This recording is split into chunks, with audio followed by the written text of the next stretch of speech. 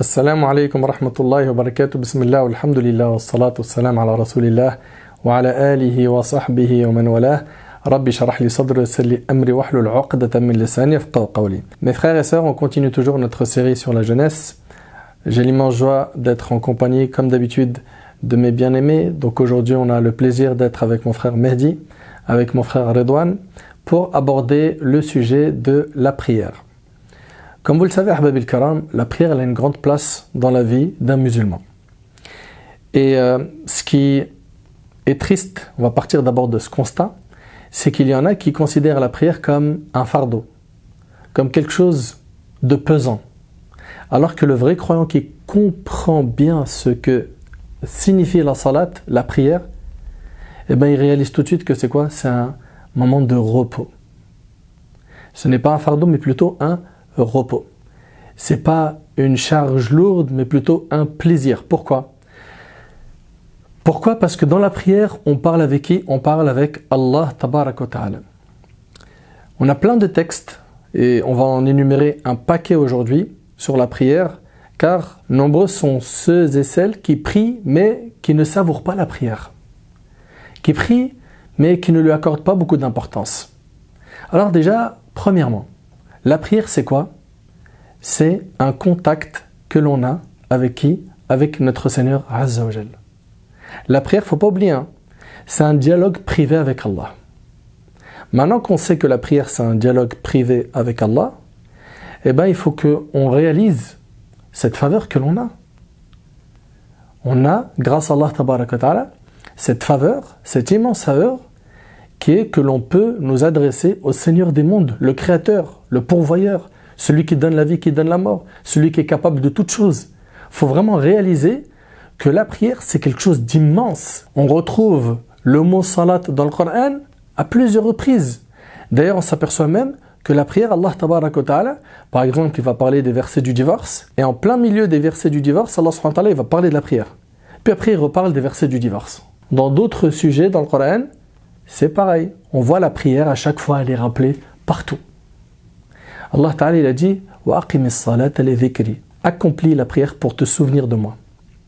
On a besoin de prier. C'est un besoin vital pour le croyant de connecter son cœur à la salat.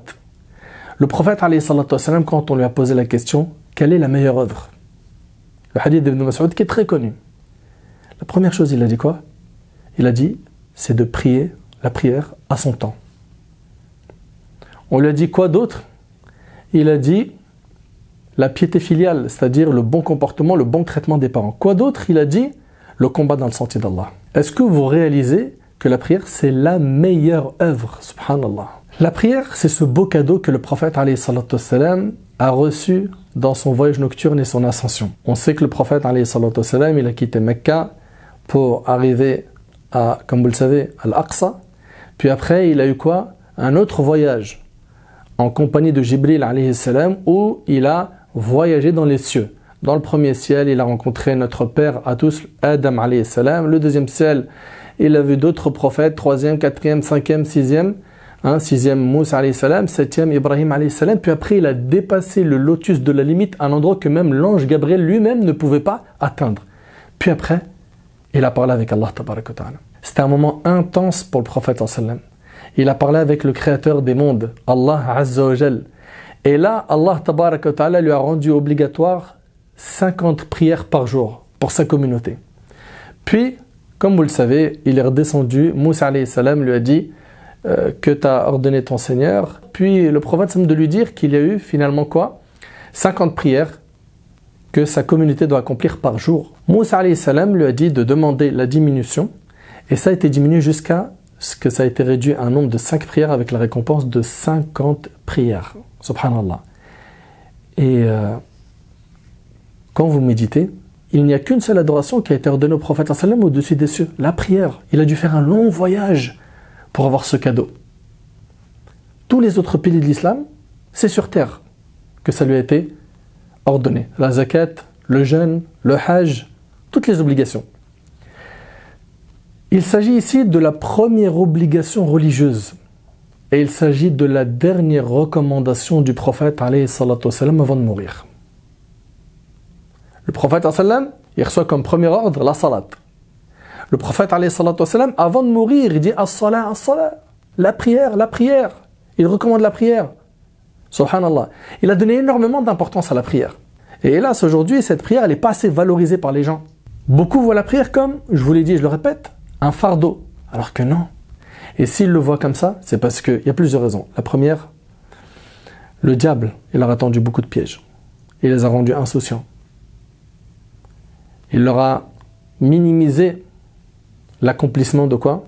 Des grands péchés. C'est rien. Tu pries pas, c'est pas grave. Il y a pire. Il leur a aussi également fait croire qu'ils ont beaucoup de temps devant eux. Tu es encore jeune. Pourquoi tu te casses la tête avec la prière? Tu as le temps. La prière, quand tu réfléchis, tu n'as aucune excuse pour ne pas l'accomplir. Tu es malade, tu as le droit de la prier assis. Tu es incapable de la prier assis. Le prophète sallam, il a dit aux compagnons, si tu ne peux pas prier assis, prie allongé. Quand on prie assis ou allongé, on fait ce qu'on appelle al-ima, c'est-à-dire on bouge la tête pour l'inclinaison comme ça et on la bougera un peu plus pour la prosternation. Maintenant, si même ça tu peux pas, c'est-à-dire que tu es incapable de bouger ta tête à cause d'une grande épreuve qui t'a touché, une grande maladie, à ce moment-là, tu as même le droit de quoi? De prier avec les yeux. C'est-à-dire que ce que tu dois faire comme geste dans la prière, tu les feras avec quoi? Avec tes yeux. C'est-à-dire que tes yeux vont se baisser un peu pour l'inclinaison et un peu plus pour la prosternation. Voilà, il se peut qu'une personne à l'hôpital ne puisse pas bouger sa tête, et ben au moins qu'elle bouge ses yeux. Tu vas me dire, oui, mais j'arrive pas à faire les ablutions. Comment tu veux que je fasse? Mais même ça, il y a des solutions. Supposons que ta maladie t'empêche de faire les ablutions, tu peux avoir recours à quoi? Aux ablutions sèches. C'est-à-dire quoi? Avec une pierre, tu vas prendre tes deux mains, tu vas frotter tes mains comme si c'était un savon, tu la poses, tu vas essuyer ton visage une fois, sans frotter, il n'y a pas de delk à faire, delk c'est-à-dire frottement, tu vas essuyer ton visage une fois, tes mains jusqu'au poignet une fois, d'accord? Et c'est bon, tu peux prier. C'est aussi simple que ça. Mais attention, là je parle de qui là? De celui qui est en incapacité d'utiliser l'eau. D'accord? Ou bien il n'a pas d'eau autour de lui. Il est dans un désert où il n'y a absolument pas d'eau dans le périmètre autour de lui. D'accord? Il n'y a pas accès à l'eau. Il ne peut même pas l'acheter. Même dans les prochains kilomètres, il n'y a pas d'eau. Donc on voit vraiment, c'est des cas de force majeure. Mais il y a des solutions à tout. Il y a des solutions à tout. Oui, mais je suis plâtré. J'arrive pas à faire les ablutions. Même si tu es plâtré, tu peux faire quoi? Tu peux faire ce qu'on appelle masah. C'est-à-dire tu vas essuyer sur le plâtre. La partie en fait que tu devais laver, tu peux te contenter de l'essuyer avec de l'eau. Tu vois? Donc il y a des solutions pour tout. Le prophète alayhi salam, dans la guerre, il n'a pas abandonné la prière. Pendant le combat, subhanallah, quelle est donc notre excuse à nous? Quelle est notre excuse? En réalité, si on creuse bien, on va voir que c'est qu'on n'a pas assez valorisé ce qu'Allah subhanahu wa ta'ala nous a imposé. Allah tabaraka wa ta'ala dit dans le hadith Qudsi, mon serviteur ne se rapproche pas de moi par une chose que j'aime plus que ce que je lui ai imposé. C'est-à-dire ce qu'Allah il aime le plus, c'est que tu accomplisses les obligations. Tu vas voir qu'une personne, des fois, elle prie pas, mais elle fait beaucoup d'aumônes. C'est très bien. L'aumône, c'est sunnah. C'est un acte qui est surrogatoire, c'est pas obligatoire. Mais de l'autre côté, il ne prie pas. Donc il ne fait pas l'obligation et il fait quoi? Il fait des sunnahs. On ne va pas dire à cette personne-là, arrête de faire des aumônes. Non, c'est bien, continue à faire des aumônes, mais sous de l'obligatoire. Allah, il préfère l'obligatoire au surrogatoire. Allah, il aime plus que tu accomplisses quoi? L'obligatoire, que tu accomplisses les actes qui ne sont pas obligatoires. Fallah barik fikum. Il faut impérativement qu'on se ressaisisse, qu'on saisisse cette opportunité qui est notre vie. Pourquoi? Pour se rapprocher d'Allah subhanahu wa ta'ala. La prière, on parle ici d'un pilier de l'islam. La prière fait partie des obligations religieuses. C'est-à-dire quoi? C'est-à-dire que notre religion est bâtie sur 5 piliers. Sur 5 piliers, je vais laisser, Inch'Allah, mon frère Redouane, vous introduire, Inch'Allah, la place de la prière parmi ces piliers. D'accord? Et surtout, un point qui est très important, je tends donc la perche à mon frère Redouane. Il y a un hadith fihi maqal, donc voilà, il a été sujet à des critiques par les savants du hadith, qui dit que as-salatu min ad-din kar-ra's min al-jasad.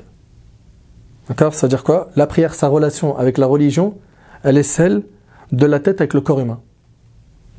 Donc voilà, mon frère Redouane, est-ce qu'il est possible de vivre sans tête? On est d'accord que la réponse, elle est quoi? Elle est pliée On peut vivre avec un rein, on peut vivre avec une main, on peut vivre avec un œil, on peut vivre avec un bras ou sans bras, mais impossible de vivre sans tête. Donc, j'aimerais, Inch'Allah, que tu nous parles déjà de sa place dans les 5 piliers, que c'est une obligation religieuse et qui doit surtout s'accomplir avec quoi? Avec amour, sachant que c'est pas un fardeau, mais plutôt un repos. Bismillah ar-Rahman ar-Rahim, alhamdulillahi rabbil alamin, wassalatu wassalamu ala sayyidina wa habibina wa nabiyyina Muhammad wa ala alihi wa sahbihi ajma'in. Déjà, le simple fait de rappeler que la prière est un pilier de l'islam suffit pour comprendre que c'est important. Un pilier, c'est quoi? C'est une chose sur laquelle tout se repose. C'est-à-dire que sans ce pilier-là, on peut imaginer une maison, un bâtiment. Sans le pilier, cette maison ou ce bâtiment-là, il s'effondre, il tient pas là, il tient pas. Donc n'importe quel musulman, sa relation avec Allah subhanahu wa ta'ala, elle doit reposer sur des choses qui sont concrètes. Bien sûr, premier pilier, c'est cette attestation de foi. Et deuxième pilier qui vient juste après, et c'est pas anodin, la prière. Et la prière, Allah subhanahu wa ta'ala, on a fait, et tu l'as dit en introduction, comme un lien et un moyen de rester en contact avec lui, subhanahu wa ta'ala. Dans le hadith que tu as cité, tu dis que le prophète Sam aurait dit que la prière représente la tête pour un corps, mais dans un autre hadith qu'on connaît, le prophète Sam a dit que c'était la colonne même vertébrale. Et la prière, contrairement aux autres piliers de l'islam, bien sûr on ne compte pas le premier, mais contrairement à zakat, à sang ou bien le hajj, c'est qu'il y a des conditions. Par exemple le jeûne, on est croyant, on est musulman, mais certaines personnes vont en être dispensées. Les personnes qui sont très affaiblies, âgées, c'est les personnes qui sont en voyage, d'accord, les personnes qui sont malades, ces personnes-là, elles seront dispensées du jeûne du mois de Ramadan, bien que ce soit un pilier. Zakat, c'est qui donne zakat? Ceux qui ont de l'argent, ceux qui répondent à certaines conditions. Et d'ailleurs, certains musulmans ne vont même pas donner zakat, ils vont même la recevoir. Donc on voit bien que zakat, c'est obligatoire et imposable que pour certaines personnes. Al-Hajj, c'est pareil. Liman istata'a ilayhi sabila. Pour celui qui en a la capacité. Mais pour la prière, c'est quoi les conditions? On est en bonne santé, on est malade, on est résident, on est voyageur, même au combat, comme on l'a dit tout à l'heure. Il n'y a aucune excuse pour ne pas faire salat. Donc, quand bien même c'est un pilier de l'islam, il reste un des piliers les plus importants en termes de pratique. Et bien sûr accessible. 5 fois par jour, c'est quoi? Ça représente combien de temps dans une journée? 30 minutes. Alors, en 30 minutes, on peut faire 5 prières. Après, bien sûr, l'idéal, c'est de prendre son temps, etc. Mais quand bien même, en 30 minutes, on peut avoir fait nos 5 prières quotidiennes. Et ça, c'est le simple fait de comprendre cette notion de pilier et de comprendre aussi qu'il n'y a pas de conditions à remplir pour prier, si ce n'est être musulman. Ça suffit pour se rendre compte de l'importance de la salat. Mahdi, il y a beaucoup de gens aujourd'hui qui ne font pas salat. Certains, c'est les péchés les ont inondés, ok. Et ils se disent, pour moi, c'est pas possible de prier et faire des péchés. Je me sens hypocrite. J'attends d'abord de nettoyer bien comme il faut devant mon palier. Après, je fais salat. Est-ce que il faut réellement avoir cet état d'esprit, cette manière de penser, c'est-à-dire d'abord je deviens un pieux qui fait rien, qui fait aucun péché, qui est irréprochable? Est-ce que déjà ça c'est possible?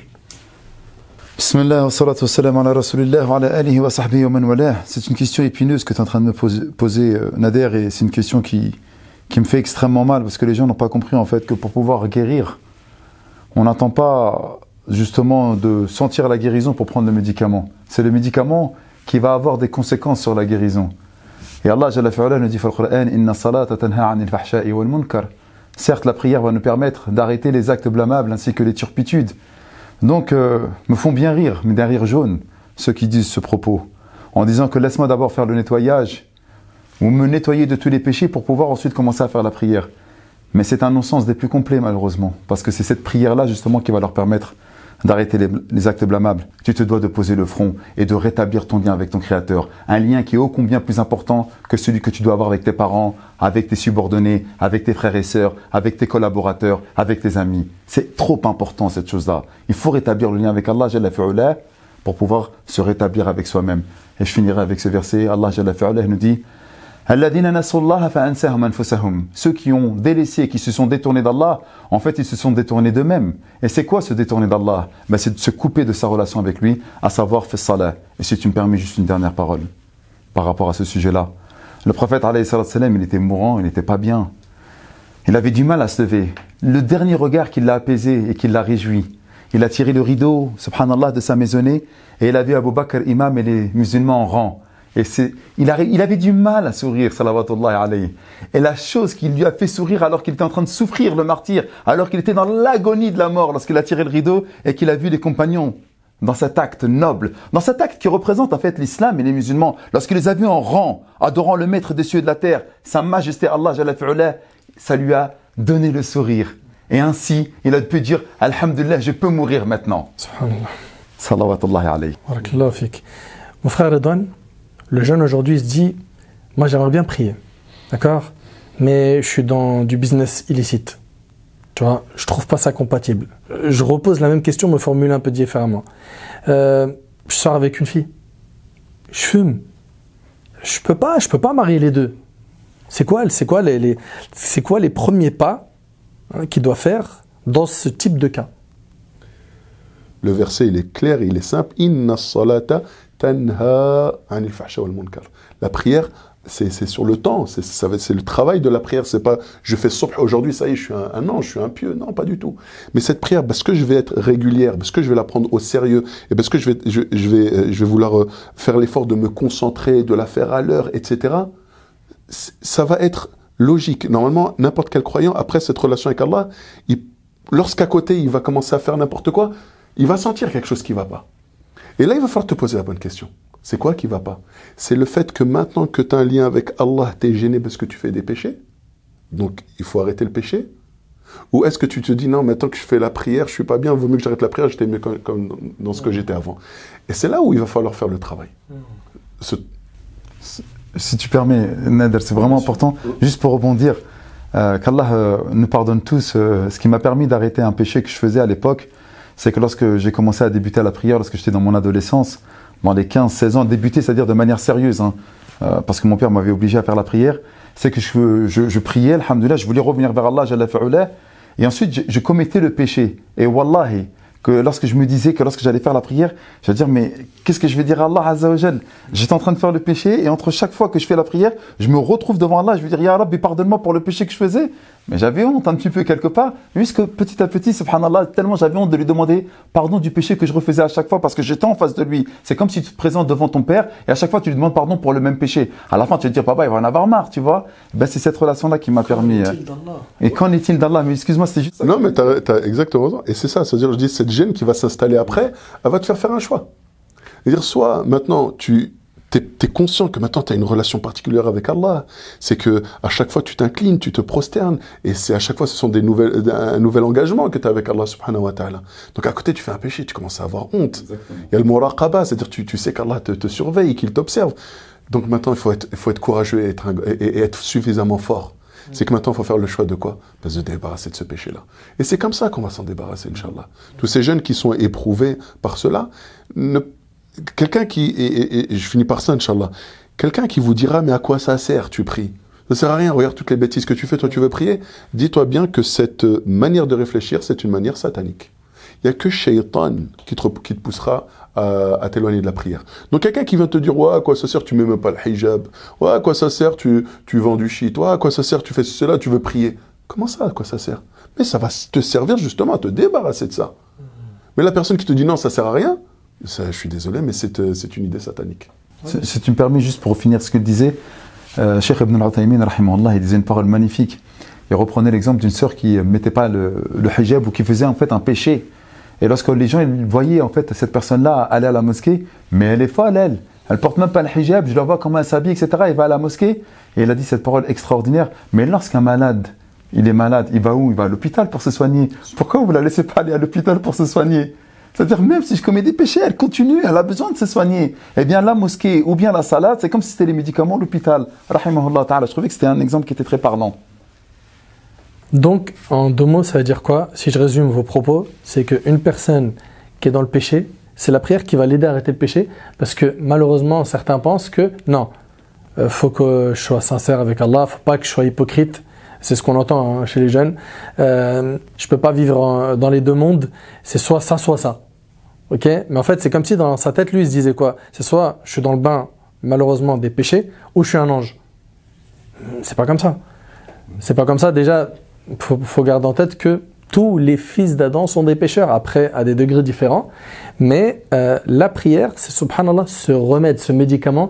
Et les gens, ils nous oublient que la prière, elle purifie des péchés. Et ça, c'est quelque chose qu'ils oublient. Quand le prophète, il parle de quelqu'un qui se nettoie dans un fleuve 5 fois par jour, est-ce qu'il lui reste encore de la souillure sur lui? Ça purifie. Quand il dit as-salawatul khams, al-jum'a ila al-jum'a, quand il nous cite tous ces exemples, mukaffarat lima baynahunna, idha ijtunibat al-kaba'ir.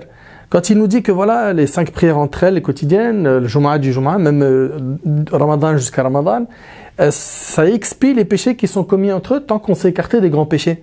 Mais les gens, ils oublient en fait que ce que tu as pu accomplir comme péché avec le regard, c'est ta salat qui va les effacer. Mais ce qu'il faut, c'est quoi? Éviter al-israr ala dhanb. Parce que ça, c'est une gravité. Le fait de persister sur le péché. Il faut que le sentiment de culpabilité, comme tu disais mon frère Radouane, naisse dans le cœur et qu'on apprenne à faire des vrais choix. Tout en sachant que les gens ils oublient que c'est la première chose sur laquelle on sera jugé le jour du jugement. Est-ce que tu peux nous en dire 2 mots sur ça? Et que les gens ils prennent conscience de ça veut dire quoi être debout devant Allah et que la première chose qu'on va te demander c'est ça. Barakallahu fik. En fait c'est justement le drame des croyants, entre le drame et l'utopie. Le drame, c'est que forcément, l'humain est voué au péché. Et j'ai bien dit qu'il était voué. Comme il a dit Allah, subhanahu wa ta'ala, nous l'avons cité déjà plusieurs fois, toi et moi, Nader, lorsqu'il jure par ce nefs, wa nefsin wa ma sawaha, et par ce nefs, comment il l'a façonné, فَأَلْهَمَهَا فُجُورَهَا وَتَقْوَاهَا. Il lui a insufflé sa piété ainsi que sa perversité. Donc c'est un combat de tout instant. Et comme tu l'as dit très bien dans le hadith, parce qu'Allah subhanahu wa ta'ala, de la salat à salat, il pardonne les péchés, de Jumu'ah à Jumu'ah, il pardonne les péchés, de Ramadan à Ramadan, il pardonne les péchés, de Umrah à Umrah, etc., etc. En fait, si Allah subhanahu wa ta'ala, parmi ses noms attributs, il s'appelle Ar-Rahman, Ar-Rahim, Al-Ghafour, Al-Wadoud, c'est que forcément on est obligé de pardonner. Ar-Rahman, en fait, c'est le tout miséricordieux. Ar-Rahim, c'est le très miséricordieux avec les croyants.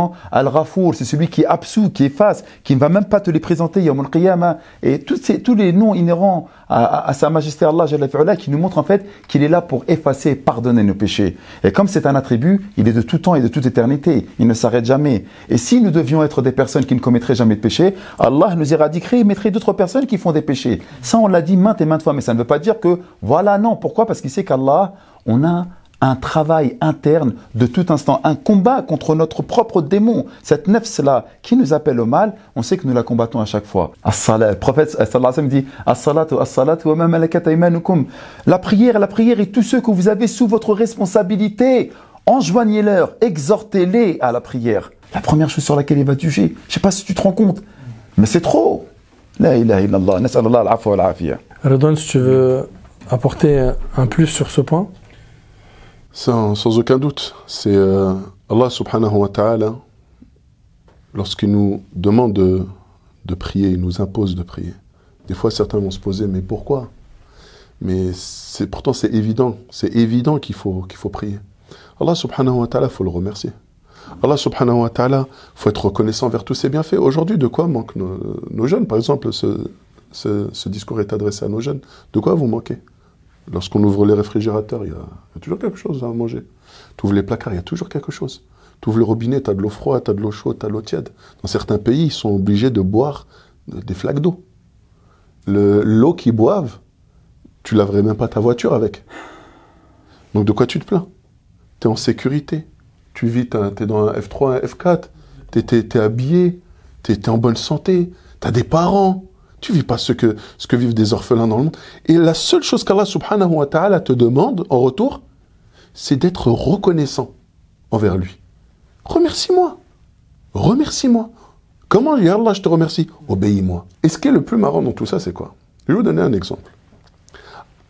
Imaginons un jour, je sais pas, tu es chargé, tu as les mains chargées. Et tu veux rentrer dans ton bâtiment. Et là, tu vois un jeune, n'importe qui vient, qu'est-ce qu'il fait? Gentiment, poliment. Il t'ouvre la porte et il la tient. Toi, tu passes comme ça avec les packs d'eau, et qu'est-ce que tu vas lui dire? Tu vas dire « merci beaucoup ». Et qu'est-ce qu'il va faire ce jeune? Il va dire, ah ben vu que vous m'avez remercié, tenez, je vous donne 50 euros. On est d'accord, c'est bizarre.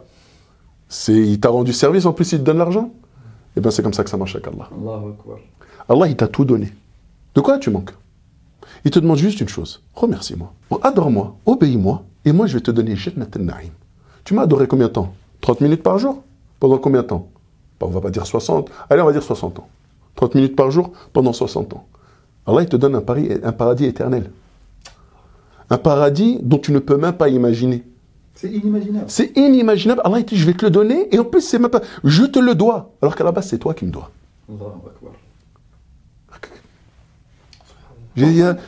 Mais en fait c'est shaitan. On ne peut pas leur en vouloir à ces jeunes parce que on n'a pas prié nous aussi tout de suite. Mais alhamdoulilah, une chose est sûre, c'est que en très très très très grande partie, la prière a été la cause d'énormément de changements dans notre vie.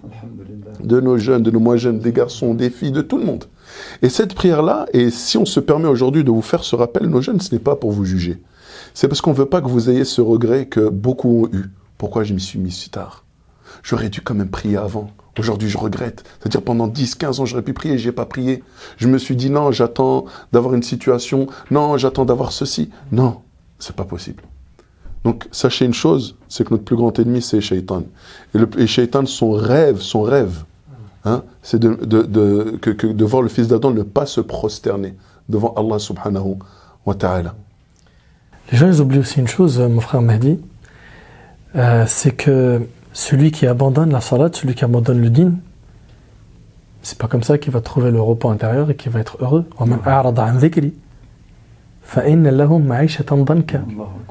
Mais explique-leur, ça veut dire quoi ça?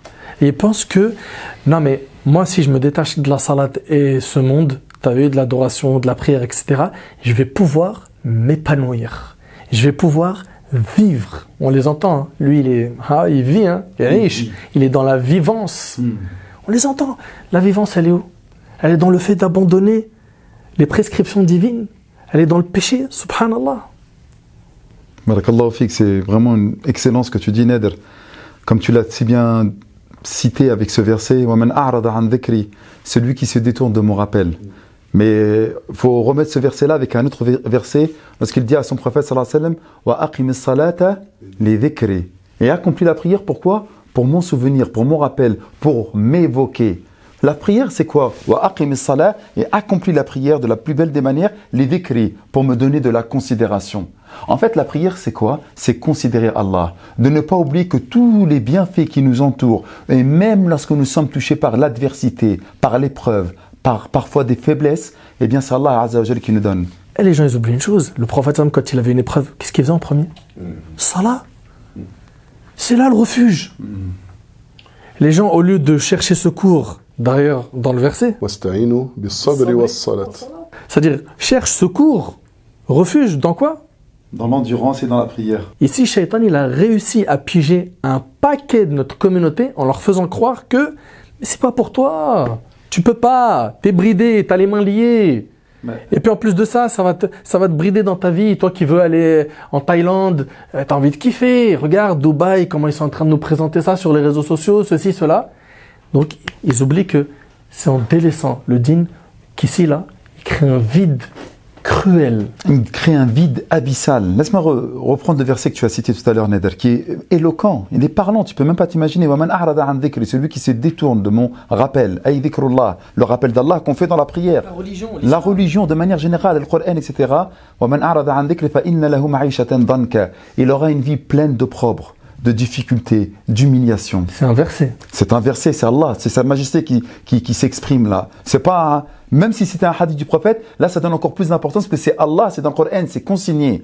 فَإِنَّ لَهُ مَعِيشَةً ضَنْكَ, il aura même pas une vie, c'est même pas une vie. Parce qu'Allah subhanahu wa ta'ala nous dit وَلَنُحْيَنَّهُ حَيَاةً طَيِّبَةً, et nous le ferons vivre une bonne vie pour le croyant. Là il emploie le terme de haya, mais il dit là quoi? Ma'isha, comme les animaux pourraient exister en fait. C'est juste une existence danka, qui ne vaut rien, pleine d'opprobre, de gêne, d'opprobre, de difficultés. وَنَحْشُرُهُ يَوْمَ الْقِيَامَةِ أَعْمَى, et nous le ressusciterons le jour du jugement dernier a'ma, aveugle. Et là il y a un dialogue qui s'installe entre le serviteur et sa majesté Allah.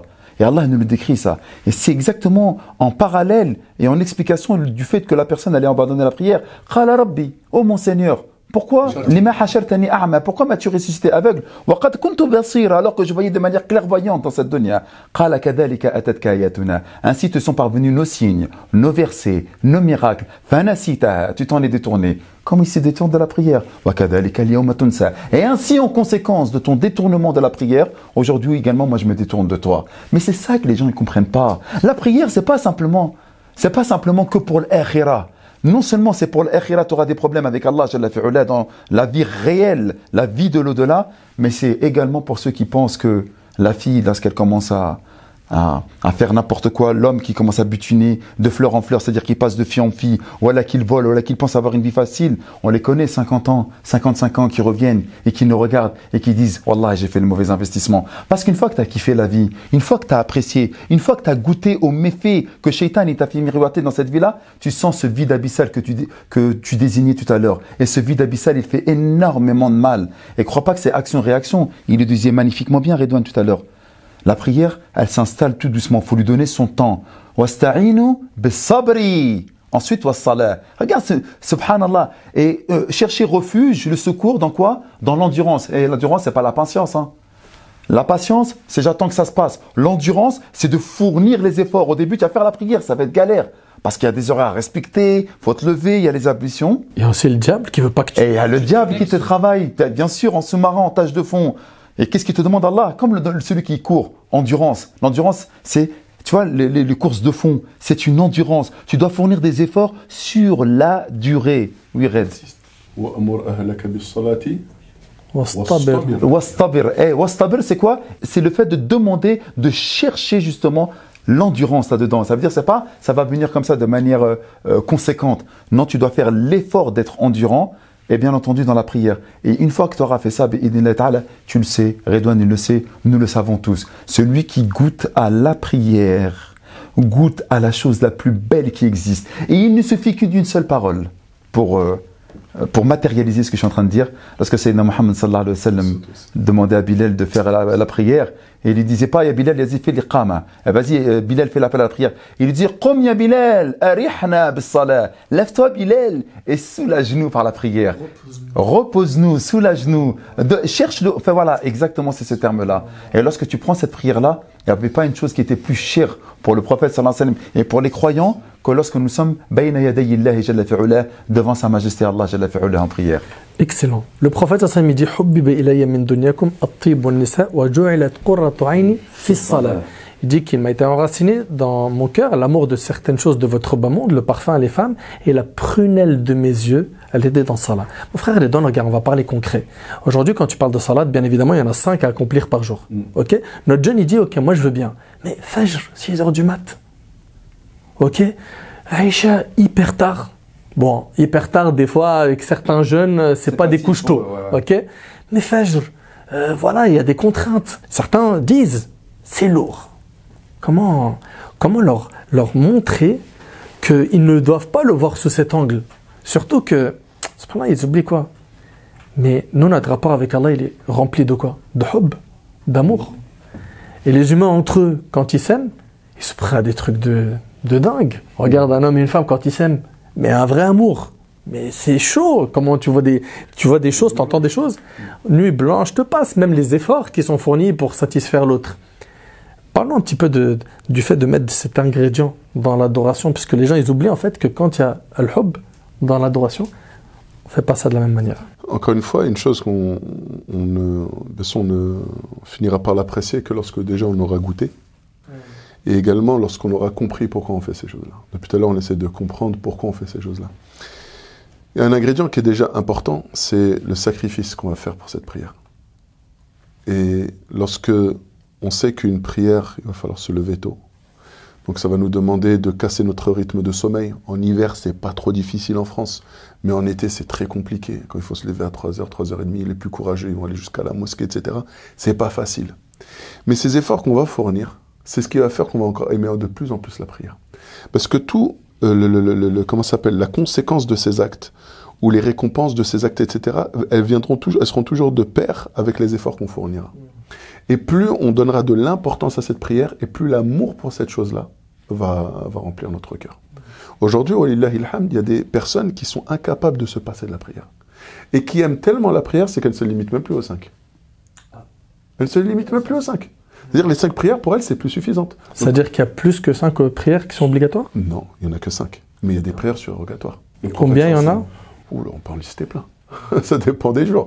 Mais par exemple, dans une journée, on peut rajouter les 2 rak'at de l'Fajr qui vont accompagner le Subh. On peut faire 2 rak'at de Duha, on peut faire de 2 jusqu'à 8 même, en milieu de la matinée, vers 9h30, 10h, 11h du matin par exemple. On peut en faire 2 ou 4 avant le Dhuhr, 2 ou 4 après le Dhuhr. On peut en faire 2 après le Maghrib, 2 après l'Aïcha, et puis Chef al-Witr, etc. Et puis Qiyamul Layl pour les plus véridiques et les plus sincères, on va dire, comme on va faire, Inch'Allah, pendant Ramadan.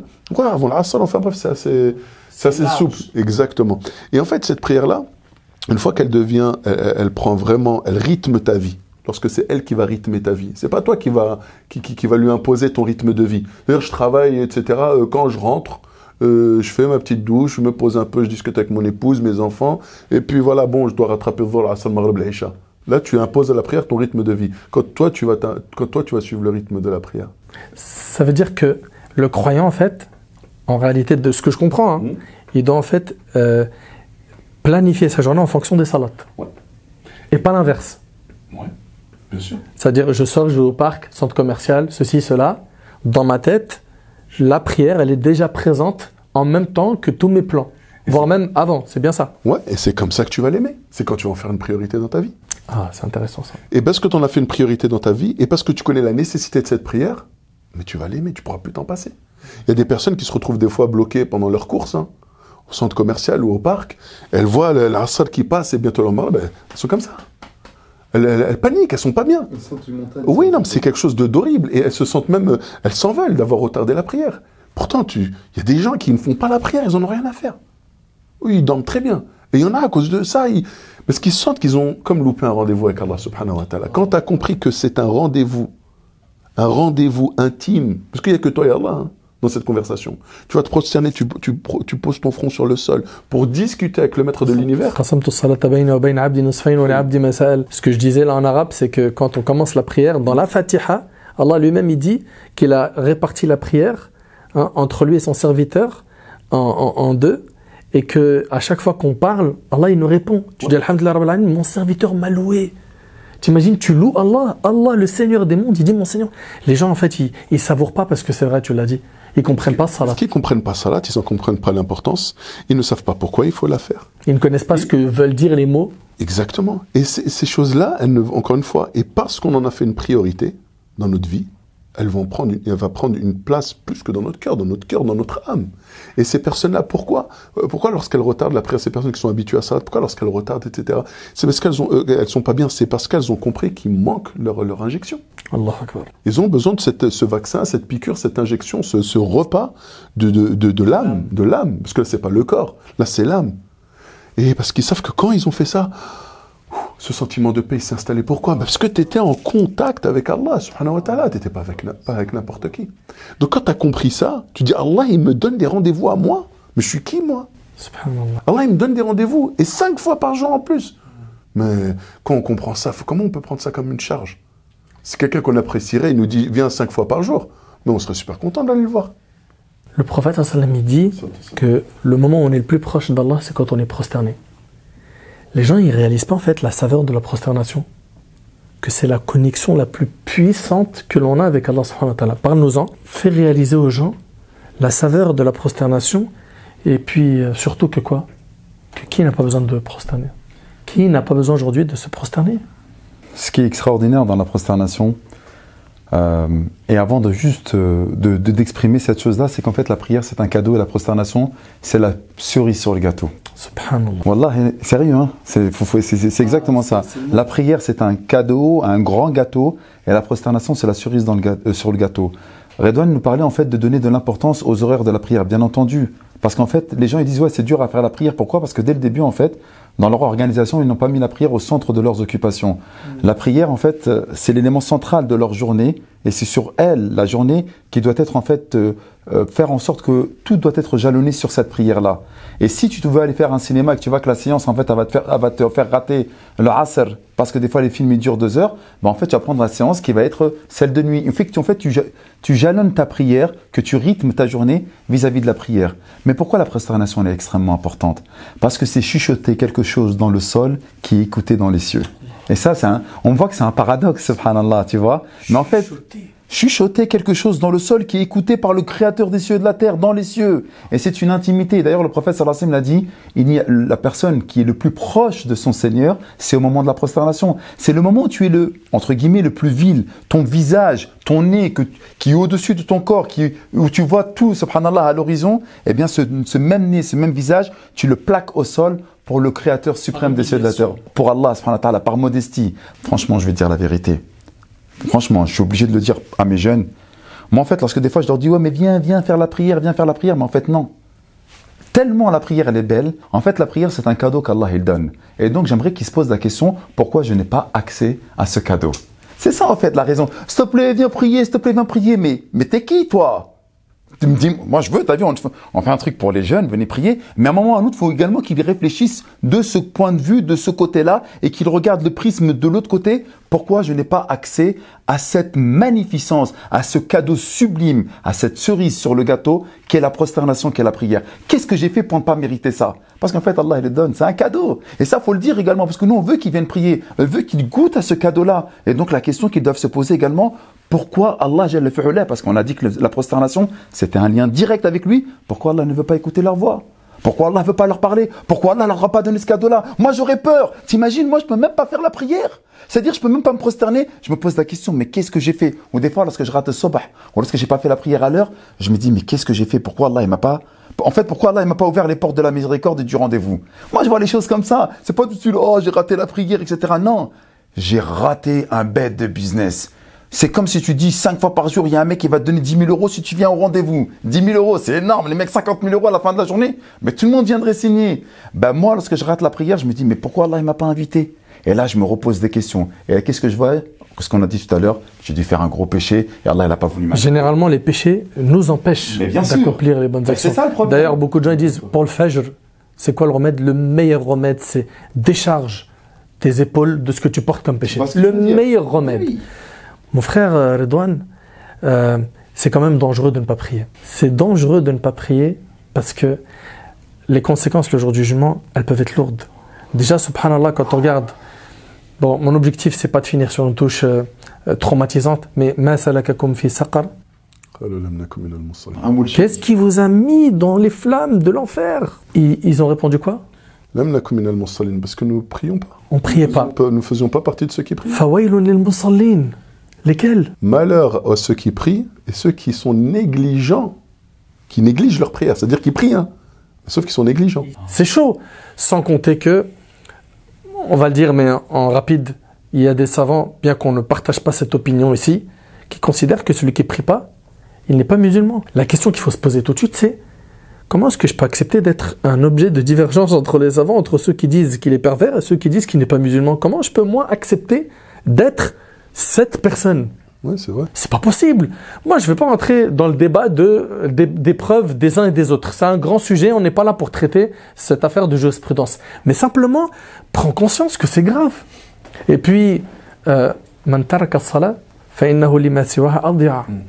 Ça, les gens expliquent, ça veut dire quoi, ça, s'il te plaît? Ça, c'est Omar ibn al-Khattab, qui, lorsqu'il écrivait certaines missives à ses gouverneurs, hein, il y avait le monde musulman qui s'agrandissait, et puis il envoyait comme ça des petits rappels à ses gouverneurs. Et ses gouverneurs, c'était des compagnons du prophète, sallallahu alayhi wa sallam, c'était pas des gens nouveaux ou quoi que ce soit. Hein. Et à chaque fois, il leur disait, sachez que la chose à laquelle je donne le plus d'importance, c'est la prière. Allahu Akbar. Mais ce que je viens de dire, elle a traduit le... Et que celui qui néglige la prière, va négliger à plus forte raison le reste. T'as vu quand les gens aujourd'hui sont mariés et que quand tu reçois le problème de couple, tu creuses, tu vois que les deux ne prient pas. Tu reçois des couples raides, toi aussi, Nader. La première question que je pose pour essayer de voir d'où pourraient peut-être provenir les soucis qui seraient en fait inhérents à ce couple, La première question qui va me permettre de donner le tempo de mon propos. Est-ce que vous faites la prière? Si la réponse est non, alhamdulillahi rabbil alamin, j'ai déjà fait les 3/4 de mon travail. Le conseil est dressé. Manque de baraka, manque de sérieux. Il n'a pas donné du sérieux à son créateur suprême, Allah Azzawajal. Tu penses qu'il va donner du sérieux à sa femme, à ses enfants? Donc ça veut dire qu'en réalité, si la personne elle est négligente envers salat, faut pas s'attendre à ce qu'elle puisse respecter tout autre engagement. Mais forcément. C'est le plus grand engagement. Le plus grand engagement qu'on a vis-à-vis d'Allah subhanahu wa ta'ala, après avoir attesté fermement qu'il est l'unique créateur, qu'il est notre Seigneur, le seul qui mérite l'adoration, et que Mohammed sallallahu alayhi wa sallam est son messager, l'acte qui vient juste après, de manière la plus naturelle, c'est prier. Donc si cet engagement-là, il n'est pas respecté, comme il a dit mon frère Mehdi, la baraka va venir d'où? Parce qu'on parle de ça, mais on parle aussi combien de personnes aussi qui viennent nous voir des fois pour des soucis de mal occulte. Et très souvent, comme il dit mon frère Mehdi, tu poses juste une question, Akhi, Urti, au niveau de la prière. Ouais, je fais pas salat. Ou je ne les fais pas trop à l'heure. Mais ton Seigneur, c'est lui qui va te sauver de tout ça. C'est pas le raqi, c'est pas l'imam. L'imam, c'est juste le wasila, c'est un moyen, c'est tout, c'est un outil. Beaucoup de personnes ne se rendent pas compte que dans leur vie, des fois, beaucoup de soucis sont la cause de leur négligence vis-à-vis de salat. Pour conclure, mon frère Redouane, moi personnellement, quand j'écoute tout ça, tu vois, et que je réalise quand même la grande faveur qu'Allah subhanahu wa ta'ala nous a accordée par le fait qu'on pose notre front au sol, c'est une faveur, c'est un cadeau de la part d'Allah subhanahu wa ta'ala. Ce que j'ai envie de conseiller modestement, très rapidement, à nos frères et à nos sœurs, c'est rapprochez-vous d'Allah, demandez-lui, invoquez-le. Ya Rab, j'ai envie de prier. Et cette invocation, faites-la à n'importe quel moment. Demandez à Allah, Ya Rab, je veux venir vers toi, j'ai du mal. J'arrive pas, je suis lié, le diable il m'a eu, j'arrive pas. Invoquez Allah subhanahu wa ta'ala. Et également, le deuxième point, c'est revoyez votre fréquentation. C'est hyper important. La personne qui est trop loin d'Allah par une fréquentation catastrophique, le jour où elle veut revenir, ashab sou, les mauvaises fréquentations, c'est des freins. Ils l'attirent. Oh, tu vas où? Reste avec nous, t'es sérieux ou quoi? Ok? Donc, invocation et faites attention à votre fréquentation. Modestement, c'est les deux principaux points que je recommande à mes frères et à mes sœurs. Et gardez en tête que vous vous porterez 1000 fois mieux quand vous prierez. Et que le début va être difficile parce que Shaitan il est en train de se dire quoi là? Oh, tu vas où? Tu vas où? Oh, il va te tenir par le pied, hein. C'est une image. Pour te dire tu vas où? On était ensemble depuis longtemps, il y avait un CDI entre nous. Comment? Donc, moi, c'est mes modestes conseils. Redouane, rapidement, et Mehdi, pour ceux qui ne prient pas. Pour ceux qui ne prient pas, je vous recommande en toute franchise, et c'est que vraiment beaucoup c'est pas pour vous juger, on ne se permettra jamais de juger nos frères et sœurs, mais c'est ce souci-là qu'on a pour eux et qu'on veut qu'ils goûtent à ce bonheur-là, déjà dans ce bas monde. Qu'est-ce que tu leur conseilles concrètement? De patienter. Et Allah subhanahu wa ta'ala va les mettre à l'épreuve. Vous savez, souvent on a ces constats, oui, depuis que je suis de patienter sans salat? Non, avec de patienter par la prière, de s'y mettre et de vraiment être ferme et fort et s'engager avec Allah subhanahu wa ta'ala, c'est un vrai engagement. Et vous verrez que souvent il y a des épreuves qui vont venir. Mais justement, c'est juste pour voir est-ce que tu es sincère ou pas. Laisse passer cette épreuve, continue, accroche-toi et après le reste ça va être très très très facile. Mon frère Mahdi? Pour ma part, j'aimerais juste exposer une chose, c'est le conseil que j'aimerais donner à mes frères et à mes sœurs qui n'arrivent pas à s'adonner à la prière, à cet acte noble, c'est de se dire qu'ils doivent prouver qu'ils aiment Allah subhanahu wa ta'ala. Ils se disent musulmans, ils sont fiers d'avoir Allah comme Seigneur et Mohammed comme messager, mais Allah Jalla fi'ala nous dit maintes et maintes fois dans le Coran pour définir les croyants, Innal ladina amanu wa amilus salihat. Et à chaque fois, il a mis ceux qui ont cru et qui ont fait les actes de bien. Wa ayyu amalin a'zamu min as-salah min as-salihat. Et quelle est l'action la plus importante si ce n'est la prière? Quelle est donc cette action-là? Et donc, Innal ladina amanu wa amilus salihat, tu dis que tu es croyant, bah valide cette croyance, valide cette considération en montrant à Allah Jalla fi'ala que ce que tu as proclamé, tu le montres par la prière. Et donc le conseil pour moi, c'est de dire ok, je suis croyant, je me considère comme croyant, mais tu ne peux pas dire à quelqu'un que tu l'aimes sans lui prouver ton amour. Et l'amour que tu veux prouver à Allah Jalla fi'ala se passe inéluctablement, sans aucun doute possible, dans la prière. Donc la croyance implique l'acte? Forcément. Très bien. Et la prière, c'est un indicateur de notre amour? Barakallahu fik. Très bien synthétisé, c'est exactement ça. Barakallahu fik. Être endurant dans les efforts qu'on va fournir, invoquer Allah faire attention à notre fréquentation. Et se rappeler de la gravité de délaisser cela. Par rapport à l'histoire de Shaitan. Se rappeler de la gravité du péché. Barakallahu fikum, mes chers frères, j'implore Allah subhanahu wa ta'ala de guider nos frères et nos sœurs qui ne font pas la prière jusqu'à maintenant, qu'ils soient jeunes ou moins jeunes. Nous, on leur veut quoi? La félicité. Et pourquoi aujourd'hui on a bloqué 1 heure de notre temps pour parler de ça? Est-ce que c'est pour jeter des pierres sur nos frères? Absolument pas.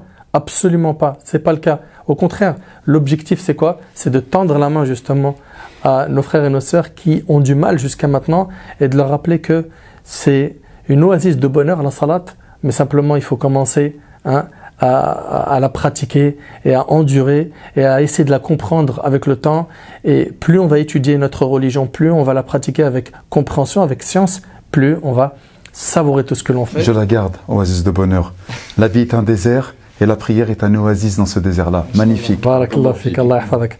Qu'Allah subhanahu wa ta'ala il accepte de vous et de nous. As'Allah subhanahu wa ta'ala an yanfa'ani bima qultu wa yanfa'akum bima sami'tum. Hadha wallahu a'lam. Subhanaka Allahumma bihamdik. Ashhadu an la ilaha illa anta astaghfiruka wa atubu ilayk. Wa akhiru da'wana alhamdulillahi rabbil alamin. Wassalamu alaykum wa rahmatullahi wa barakatuh.